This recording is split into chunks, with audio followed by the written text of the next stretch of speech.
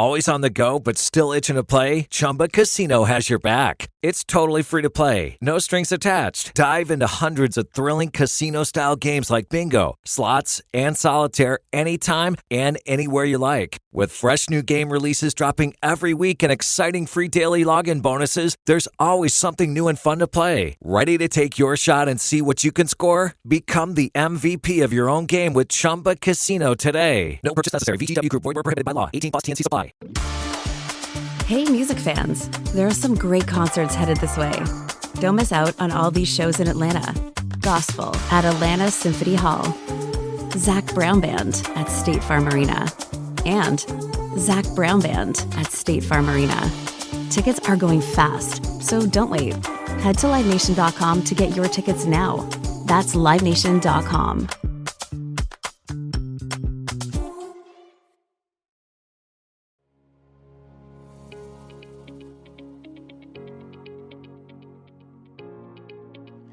Welcome to the Delighted Customers Podcast. I am so glad you're here. We challenge conventional thinking about customer experience because I believe that improving experiences isn't just good for business, it's a powerful way to make a meaningful difference in people's lives. Each week, we feature thought-provoking conversations with industry thought leaders from a variety of backgrounds, offering unique perspectives and actionable insights. Get ready to sharpen your leadership and transform your approach to customer experience. Let's dive in. Forrest Morgeson is an associate professor in the Department of Marketing in the Eli Broad College of Business at Michigan State University.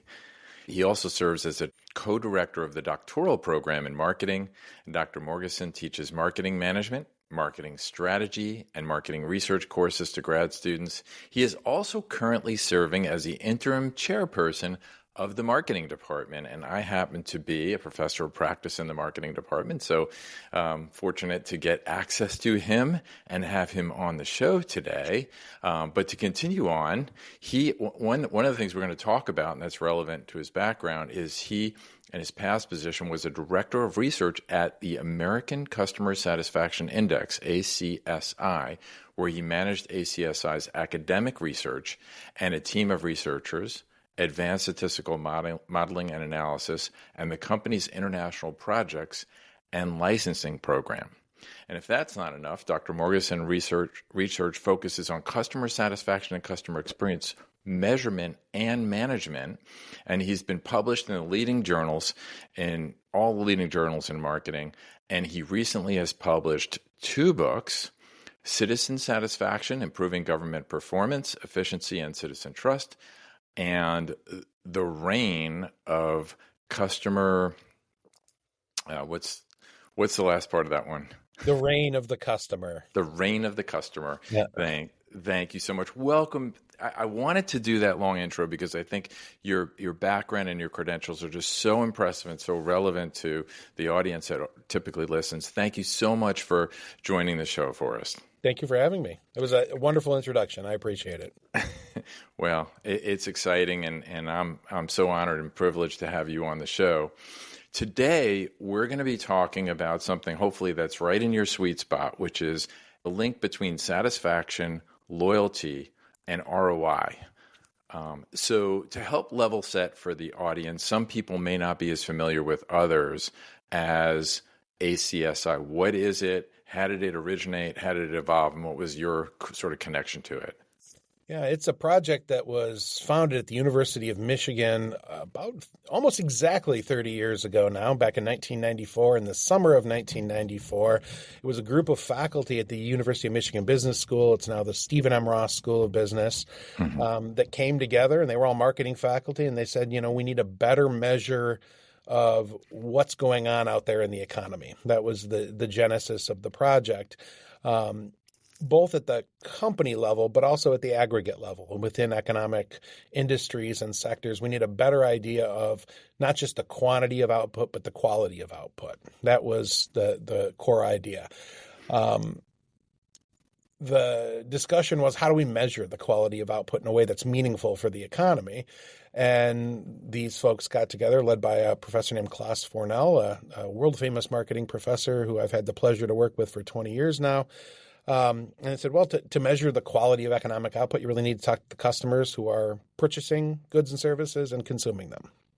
And so they started this project where they were looking at the time, it was about 200 companies within about 30 economic industries, all the large customer-facing sectors of the economy.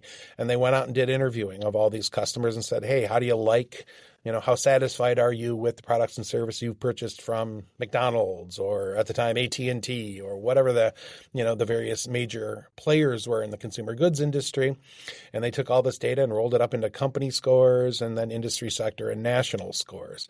And so that's really how the project started. It was very much in line with what we today call customer experience, but of course it was focused on the satisfaction of end user consumers of goods and services across the economy. Okay. And so if I'm sitting in the C-suite of a corporation, we'll get to the government side of it in a few minutes, but if I'm in the C-suite, why should I care? Would people say, I really care about the bottom line and I can't really correlate satisfaction, customer satisfaction. It's a nice number. It's nice to know we want to keep our customers happy. And of course, we put customers first. But why should I care about this? It's a really interesting metric in the sense that customer satisfaction, like you say, is to some extent a feel-good measure. We want to know about it because we want to know we're doing right by our customers. I think we care about that more now than at least at most times in the past. What we've done with the research at the ACSI and a lot of my academic research has showed that it has future-oriented consequences as well. And those consequences are directly related to the bottom line. Companies with more satisfied customers, and I should put in a caveat here that this does vary across industries and sectors, right? There are certain industries and sectors where satisfaction matters more, and this is in the sense of the relationship between satisfaction and downstream outcomes. But it matters in virtually every industry to the bottom line, whether you're looking at the bottom line as earnings, if you're looking at the bottom line of stock market performance. We've shown that there's a relationship between how well companies treat their customers and how they do on the stock market in the future. It matters, right? So it's much more than a feel-good number. It turns out that understanding from the perspective of the customer, the quality of their experiences with firms has real tangible economic consequences for companies in the future. Okay. All right. So I would love to dig into that a little bit more. But first, let's take a look at I want to talk a little bit about the latest trends from ACSI. And I took a look at the consumer side, the B2C, I guess, side of it. And if you look at the ACSI, it was steadily increasing over the last 10 years or so. From just above 70 to 77, and then it started dropping in 2018, which was before COVID. And then really tanked during COVID, and then had some huge uptick, starting in mid-2022 to 2023, where it's all the way back up to 78 last quarter. This is on the consumer side. And then recently there was a press release that had your name attached to it on the government side, that said its citizen satisfaction with the U.S. federal government agency services continues to improve, advancing 2.9% to a score of 68.2 out of 100, according to ACSI Federal Government Report 2023. And the positive momentum builds upon even a larger gain last year when citizen satisfaction jumped a whopping 4.6%. So still slightly below the consumer side, but so could you explain two things to the audience, and then we'll get into the correlation to ROI and profitability, earnings, and stock market shareholder return. Sure. Two things is one, the reason, because it happened before COVID, so the reason for the drop, and then the reason for the uptick, and then if there's any correlation between the government side and the consumer side. Those are both great questions, complicated ones, but great questions. We had seen strong positive momentum starting in about 2010, as you noted, and it just customer satisfaction was pretty steadily ticking up, small incremental gains, but sort of year after year after year, you see these gains and you say, wow, something's going on here.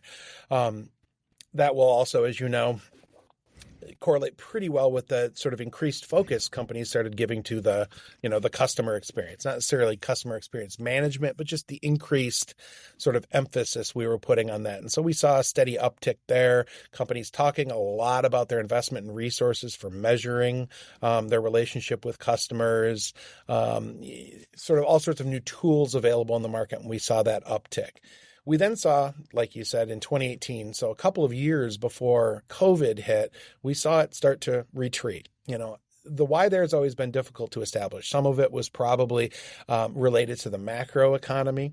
One of the interesting things we found with this data is that as there's sort of a cyclical relationship between satisfaction and the economy at the national level, satisfaction that is, in that when you've got lower unemployment rates, sort of a better economic picture in the traditional sense, you tend to see satisfaction start to decline a little bit. The logic we've been able to wrap around that is that as the unemployment rate goes down, employees feel more empowered. They're able to move around between jobs, and they do. They job switch. They look for better positions.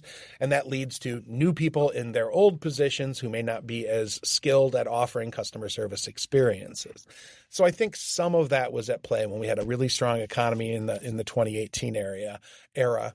And then so we saw it start to tick down slowly. It really accelerated, though, with COVID. And I think the reasons behind that are pretty transparent, right? Service became dramatically reduced during COVID because of supply chain issues. The supply of goods available in the market became much more limited. And then quickly thereafter, we had, huge increases in prices, sort of the biggest we've seen in 40 or 50 years, and really steadily rising inflation. And that stuck around for a couple of years and sort of depressed satisfaction. The uptick, the swing back up, was the most dramatic we've ever seen in ACSI, and it coincides with the economy getting back to normal, people, getting back out into the world and really experiencing the economy as a regular economy again for the first time after the COVID pandemic had hit. The supply chain went, closer back to normal. I know it's still tough in some sectors even today. And then prices didn't decrease, but they started to stabilize for the first time in several years, and sort of put all that together in consumers. So we're sort of like, okay, things are going back to normal and I'm more satisfied with the products like I used to be. And I think that explains really the reversal of the big drops we saw during COVID. And I always like to note this, I know this isn't a satisfying answer. It's a complicated set of variables in this equation, right? You've got a lot of moving parts here, and things that we simply can't measure with domestic customer satisfaction. What are imports and exports like? What's going on globally in the world? Energy prices, have such a big impact on inflation and have very little to do with customer satisfaction. Things like that are really tough to forecast. But I think we've, in watching these trends all of these years, have a pretty good idea of where the downswing and the upswing reversal came from. And then somewhere around 2020, toward the end of it, the current presidential administration, by the time this airs, there may be a new presidential administration in place, but the Biden administration came out with an executive order all around customer experience, saying, look, we need to start implementing methodologies and best practices across the agencies. We'll start with a few of them. Do you attribute any of that to the improvement on the federal side? To be perfectly honest with you, I would attribute very little of that to those kinds of things. So I've been fortunate enough to be looking at and studying specifically citizen satisfaction data through the ACSI and other sources for 20 plus years now. It's really one of the things that I was most interested in early along in my academic career and in my research career in general. And I've had the honor of working with a variety of government agencies on citizen satisfaction questions. One thing that's been constant over that whole period, and for at least 20 years before I was doing all this work, so now going back to the 1980s, is there's been this emphasis on we have to improve citizen satisfaction. We need to treat citizens like customers. We need to bring them the best possible services. And this has gone on through legislation and initiatives through OMB and presidential executive orders and thing after thing after thing. And we've got what's called GPRA, and then an improvement on GPRA in 2011, the Government Performance and Results Act, which says you've got to measure citizen satisfaction. You've got to report it to Congress and all these things. And to be perfectly honest, we've seen very little tangible come out of that in terms of how satisfied citizens in the aggregate really are. And the reason is not really the fault of government. It's not the fault of effort. It's not to blame on any single presidential administration or political ideology. It's that we emphasize having on the first hand, or on the one hand, sort of lean, efficient government. And when you have lean, efficient government, that means you're doing as little as possible to get the basic outcome that you need, right? And so when it comes to customer service, we don't want the government rolling out 100,000 new employees to personally greet us on the telephone when we call. We want to have, automated telephone systems that as seamlessly and efficiently as possible route citizens to where they need to go for those services.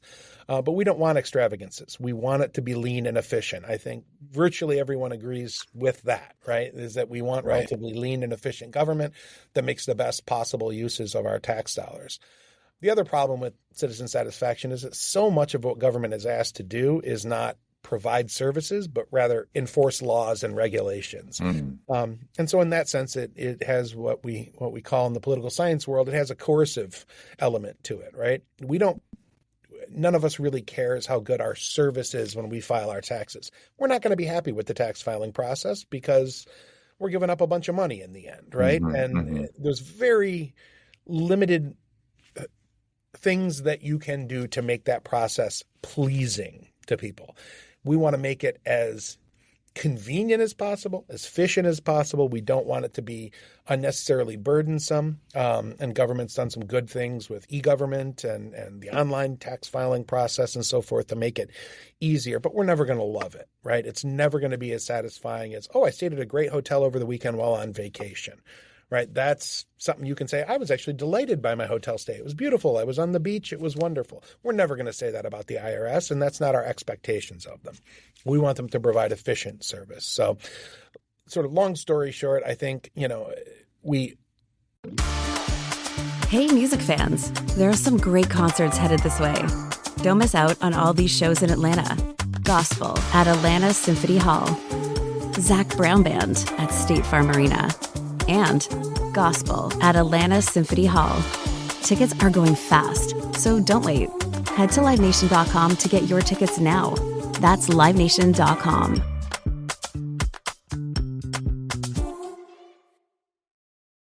When you work in tech at Cox, you get to do meaningful work every day. You get to be the biker who codes as fast as he rides, crafting advanced tech solutions that transform car buying. Or a guitarist who develops harmonious apps and websites, connecting people to people and businesses, all in real time. A savvy soccer mom running solution sets as passionately as she runs gameplays. Be the super secret keeper, designing cybersecurity systems to protect private data and websites. A planet protector, expanding EV battery life and inventing more ways to build a better future for all. When you work in tech at Cox, you get to do career-defining work that solves the greatest problems of our time. Join us and connect to work that improves lives, including yours. Learn more about our family of businesses at cox.career/tech. We're always going to be limited in the government space to the sort of the levels of satisfaction we're going to be able to reach. It will almost always trail almost all private sector industries. Cable TV, ISP usually comes in below government. But other than that, very little scores worse than government. Yeah. So share with us some common myths or misconceptions that people have when it comes to customer satisfaction and the way to assess, evaluate, utilize it? There's a bunch of those things that I've seen over the course of my career and in studying this data, how companies, sort of the gap between how companies measure not just customer satisfaction, but sort of their customer service provision, their customer experience, all of those things, the gap between how they do that and what's sort of optimal for doing that. It's not as easy as writing out a 15-word customer satisfaction question, throwing it on a form on a website somewhere and asking customers to fill it out. There's much more to it, and satisfaction in and of itself is an important metric to have, but ultimately there is no, unlike some recent marketing research fads, there is no single question that you can ask that's going to solve all of your problems and answer all your questions. Satisfaction is inherently and always within a system of relationships, right? There are things that are influencing it and things that are influenced by it, and we need to know those as well. So sort of the basic notion, that would be the first sort of misconception I always have, is that, satisfaction or any metric is sufficient in its own right. You need to understand what's driving it and what it is driving and how that impacts business outcomes, tangible business outcomes. That's one I'd start with. Yeah, that's a good one. So, you could rely too heavily on one particular question or metric, and you want to be careful. It's all part of an ecosystem of information. Yeah, absolutely. Yeah. And we've seen a lot of this thinking, and unfortunately with the problems with response rates that we have now to surveys, whether they're asked, over the email on a website or SMS text message surveying that companies are doing, companies really feel constrained with the number of questions that they can have in a survey. And so they end up limiting themselves. And, I would say that to some extent they need to stick with traditional marketing research venues for that, exactly that reason, and do some of the things that we've been doing for 25 years, not just, text people right after they leave the store with a one question or three questions and those sorts of things. But it is a tough environment. Consumers just don't want to answer surveys like they used to. Yeah. As you're talking about the government and us not wanting more, 100 people greeting us from the government, reminds me of the joke, "Hi, I'm from the IRS. I'm here to help you." Yeah, exactly. Yeah. I'm curious, and this is kind of stream of consciousness question, but as you talk about it, I'm thinking about, for the first time in our history, we've got an individual appointed to create efficiencies in government operation, and it's Elon Musk. And he's talked about cutting $2 trillion out of the budget. What is your thought about how? I mean, it's impossible to have all the information at this early, but how do you think that's going to play out? Oh boy, I could make a lot of money if I had an answer to that question. I'd be willing, on a betting market somewhere, I could make a lot of money. I really don't know how that's going to work out. I know that, from a historical perspective, this is not the first time a radical rethinking of government towards greater efficiency has been brought up. The U.S. government is a huge, huge thing. And when I mean huge, it's just got a ton of different tentacles. If you want to think of it as an octopus, it's got way more than 8 tentacles stretching out everywhere. Those tentacles are, career administrative officials who are doing really important work.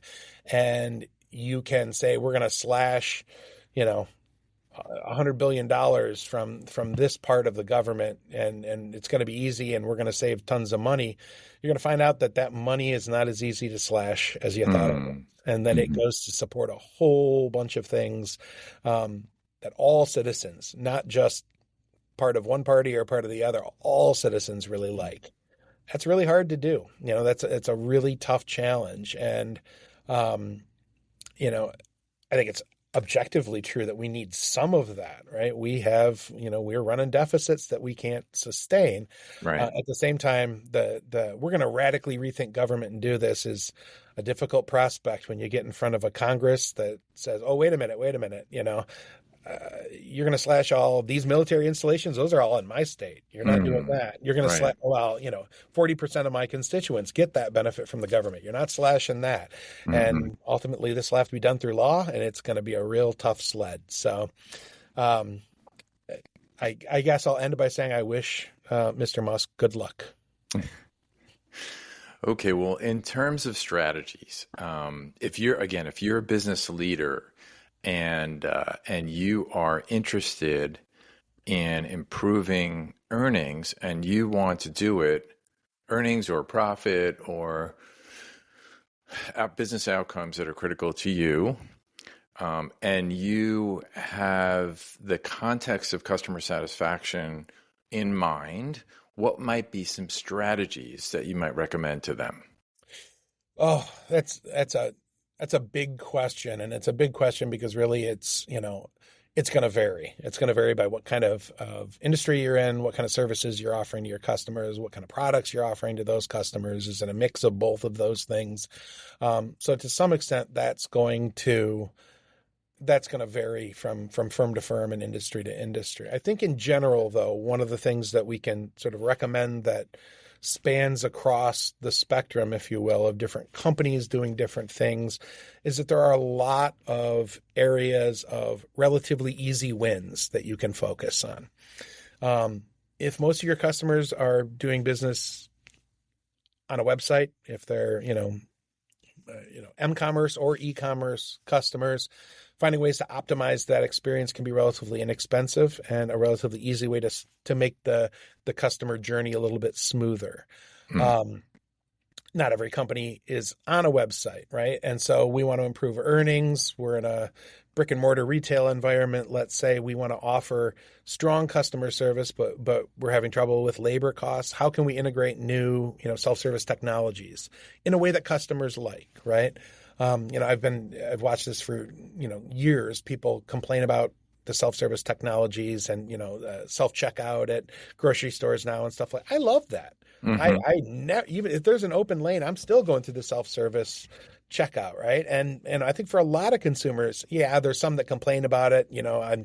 I'm unpaid labor checking out my own groceries after I go to the grocery store. I see it as I can do it, I can perfectly satisfy me as a consumer. I'll go through and I'll do it as fast as I want or as slow as I want, and I'll put my stuff in the bag the way I want, and I'll walk out. I think that's been underplayed a little bit. The whole notion that these self-service technologies are taking the personalized human element out of customer experience. When I go to the grocery store, I don't want a personalized experience. I want to go pick out what I want. I want to check out as fast as I want and get back in my car and leave. And but there's all sorts of stuff like that. How can we, without increasing costs and maybe even decreasing costs, streamline our services to better please customers? Yeah. Since I've got you on the show and you've studied this, one of the, I guess, golden keys that CX leaders are looking for on the one hand, and part of it's because of a lot of pressure to get the ROI of CX, right? And so since we're talking and you've done so much studying on satisfaction, explain how one might begin the conversation about correlating the two. Improving satisfaction. I mean, it makes intuitive sense, but I can't tell you how many, even people in the CX world, will argue against using any correlation between satisfaction and ROI. Maybe partly because of, like you had mentioned earlier, is there's so many variables there in the soup. But if you were going to begin to do that, how would you begin to make the case for improving customer satisfaction equals better earnings and better stock market performance? Yeah, I mean, it is very complicated, and I don't want to pretend that it's not. And there are a lot of both endogenous and exogenous variables in all of these models. And there's always things that are outside the system that we can't predict with customer satisfaction. But the first thing that you need to do is measure it and track it, right? So get a reliable indicator of customer satisfaction, measure it at regular intervals. The system I generally talk with both industry people but students as well is embed customer satisfaction into something like a customer lifetime value model, where you're looking over time at changes in your customer satisfaction relative to your churn rate, either your actual churn rate or some kind of proxy that you can come up with through survey research, and then look at your bottom line over time. And there's going to be exogenous shocks in that model. There's going to be changes to the economy that make it difficult to perfectly correlate those two things. But in a lot of cases, and I've, got case studies and done both sort of practical and academic research on the topic, you can see really, really clear trends over time. Firms investing more in the customer experience in profitable ways, right? Not overinvest. We never want to maximize satisfaction. We want to optimize it. We want to be just slightly better than our competitors, right? We don't want to be perfect. We want to be just slightly better than our competitors. But, reach those levels, seeing some moderate improvement or stability as others go down, the impact that has on customer loyalty, the long-term consequences on that for the lifetime value of your customers. And then, if you can control those exogenous factors that are impacting the economy, you should be able to see it show up in things like your return on investment, in your earnings statements, in your stock market performance, and so forth. One of the things I'd like to do is pull out some of the gems that the guests have gone through, and you just shared a couple there. I just want to slow down and pull them out. So if you're trying to do a correlation, I acknowledge that there's lots that goes into that soup, both internal and external. But one of the things you can do is look at the change in satisfaction levels as it connects to CLV, yep. And look at something either like churn or proxy for churn that may allow you to do a correlation. It sounds complicated, but it's actually very doable. It is. Yeah, it is not terribly complex. Once there's several things in there you sort of have to wrap your mind around, and there's resources involved in getting that satisfaction data and getting accurate churn data. I tell this to students, and they're shocked to this day, but a lot of companies have no idea what their churn rate is, right? It's just there's too many customers, or they don't have the ability to track individual customers in a really accurate way. Fewer than there used to be, but still a lot of companies just don't have those numbers. But if you can get that data, and then importantly, and this is really important, and this varies by industry more than anything else, there's always a time lag between this, right? It's not going to be our satisfaction's up today, our ROI or our customer churn is down tomorrow, or our ROI is up tomorrow. It doesn't work that way. And that time lag varies by industry. So if you're doing something that's, a fast purchase, consumption, repurchase cycle, you can, have a relatively short time lag in there. It may be weeks or months, but for automobiles, for, household appliances, you buy it, you use it, you like it, you buy a new one 6 or 7 years later, right? And so there's a much longer time lag there, and that has to be kept in mind. But again, I agree with you. I don't think it's as hard as people think it is if you can come up with reliable data. So that's a great one. That's the first one that you said, and then the second one I heard you said was which you kind of went over quickly, but it's really worth double clicking on, which is maximize versus optimizing the customer experience.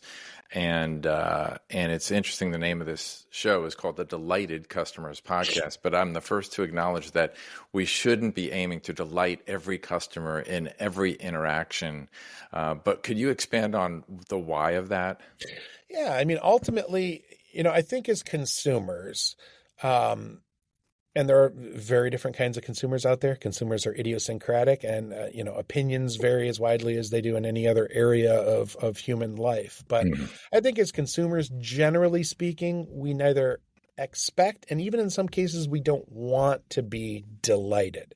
Delighted implies some kind of really concerted effort to make you above and beyond happy, or in the language of satisfaction measurement, to radically exceed our expectations, right?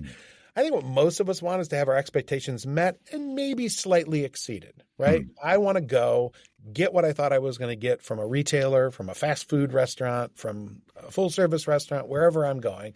And if it's a little bit better, that's terrific. I'll probably be more likely to come back. When you get into we want to offer you a perfect experience, right? Most of us don't see that as something that we're out looking for. No one is going to radically exceed our expectations every time we come in, and I don't think we expect that, right? And so I just say, listen, the most profitable way to look at customer satisfaction, you're going to have a whole bunch of competitors within your industry if you're in a competitive industry. We want to do as well or better than all of them. That's it, right? That's still a really high bar to set. But at the same time, it's not, we're going to do perfect. There's unexpected error, right? There's uncontrollable error in customer service delivery, product delivery, whatever it may be. And so we know we're not going to do perfect, and we don't want to set that as a standard because we're going to fail. And who wants to fail as a business leader time after time? We want to say we're going to do better than everybody else in the industry. And through that, we're going to win the most new customers and keep the most loyal customers. And so I think that's a more realistic standard for companies to set. Yeah, I like how you painted that with the customers really don't expect perfect every time. So why should we strive for it? And I think also there's a very practical, and tell me what you think about this, very practical business reasoning behind this is that it's going to cost us a lot of money to go from 95% to 100%. Exactly. And that's where it'll cost the most money, right? Yeah. I mean, that's where it's going to cost the most money. Those few stragglers who are still having problems with your business, I don't think there's a way to engineer a perfect product or engineer a perfect customer service to make all of them happy. And to do it would be cost prohibitive. Yeah, I had Horst Schulze from one of the founders of the Ritz-Carlton Hotel on one of the episodes, and he said, and when people go there, they pay a lot of money and they do expect a near perfect experience. But what he said was 3% of all customers are just jerks. Yep.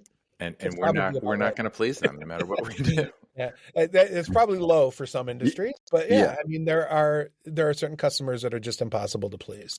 Yeah, and that's got to be that's another one of those unexplained factors in your model that you just can't account for. I know since you have such an incredible grasp of the ACSI, and you mentioned earlier about some of the differences between industries.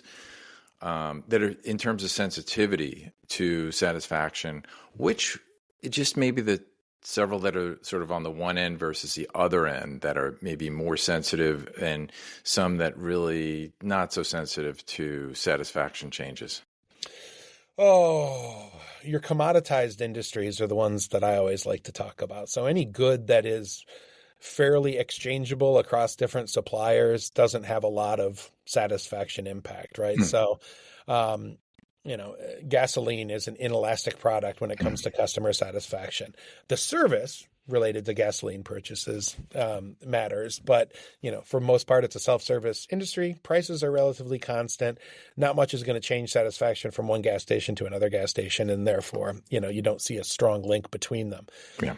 But anything that has a large number of competitors, differentiation between the products or services that are being offered, those industries are going to generally have a higher relationship between customer satisfaction and customer loyalty.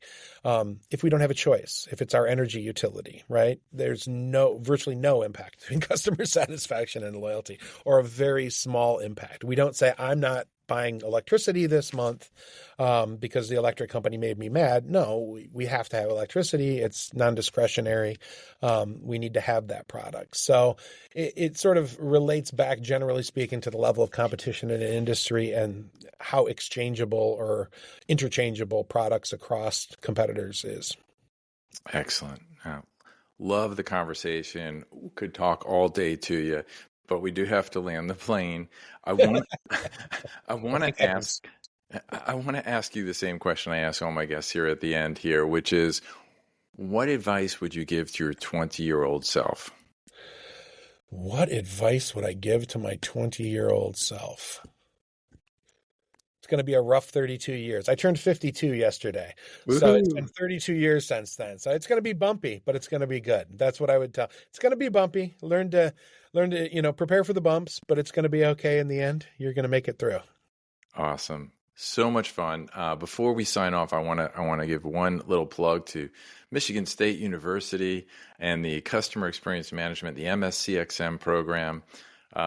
Couldn't be more proud to be on the same team and part of your team, Forrest. Thank you. It's great having you. It's great to have been here. Let's keep talking CXM. I'd love to come back someday. Excellent. And if folks wanted to get a hold of you, either related to what we talked about today, perhaps learn more about customer satisfaction or the index itself, or more about the MSU program, What might be the best way? Go to the website of the MSU Marketing Department. We've got all of our contact information up there, and we can answer any questions as they come in. Forrest Morgeson, thank you so much for being on the show. Thanks, Mark. Great being here. I hope you enjoyed this episode of the Delighted Customers Podcast. It would mean so much if you would take a moment to subscribe. You can go to Apple, Spotify, Amazon Music, or wherever you listen to podcasts, click on the plus sign or follow button, and that will ensure that you don't miss an episode, and it helps get the word out to others. While you're there, I'd love it if you'd leave a 5-star review. I look forward to seeing you back here next Thursday.